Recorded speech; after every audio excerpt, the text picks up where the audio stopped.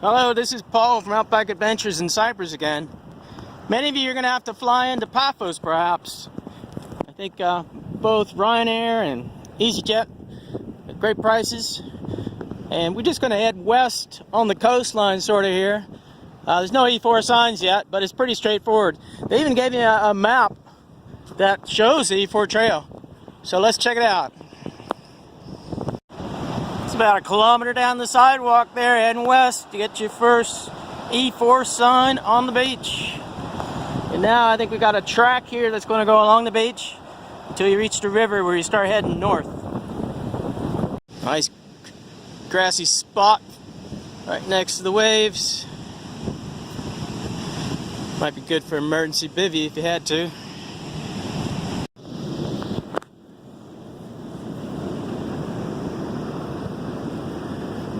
So we might have reached our river channel.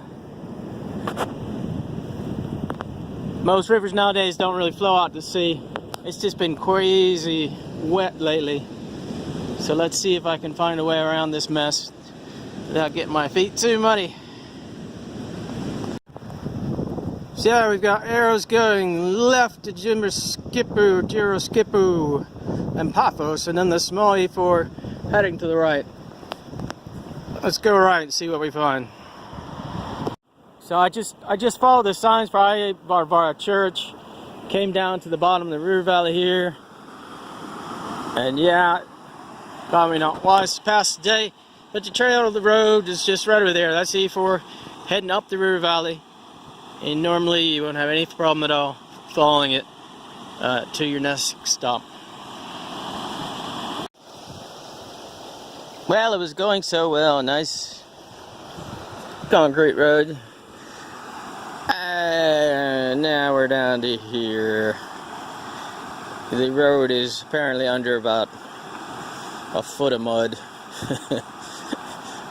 And then knows what mess you must try to get through. So, it's been flooding lately. Just forget about this. You're gonna have to take the bus from Paphos Airport and go to Agamas would be my suggestion. Or if you want to try to do as much as possible, go up to at least Paya up that's not too hard to get outside of Paphos. Sada, but they're all going to cost extra or take a whole different bus journey.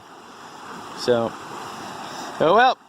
That's Mother Nature. You never know what you're going to get.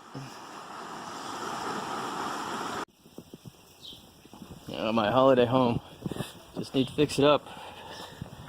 Depending on how you come into the village, you're going to see a couple E4 signs close to the coffee shop. Episkopi. And right here is also supposedly a bed and breakfast. I'll be darned. Don't have a number, but right near the rock, the center where the coffee shop is, you might have a B&B. Cool. So this is the Ezouso River Valley, and we've got this big, massive reef limestone. And we've been told that it cleaved off and fell down about 1 million years ago. Now, why might that be? Now, this bit of rock is a bit relatively hard reef limestone. So that was formed in an ancient sea. And then the softer rock that was next to it might have been volcanic rock. Softer rock worn away. And perhaps as that weight was released as the river's eroding its side, and eventually the weight of the rock itself and the weathering of the rock over the millennia, and it finally cleaved off because what they might call something like pressure release. So there's no pressure holding it together on the bottom side, and it cleaved off and fell down where it is pretty much today. Only a good guess. I'll look into it, but I doubt I'll find much on Wikipedia. So, sort of at the top of the village, you get the environmental center. Nice new facility. And they've done this walking, as you can see, a lot of times it's quite normal to walk in part of the river channel. And it can be quite nice. But that's during the dry season. Not in January.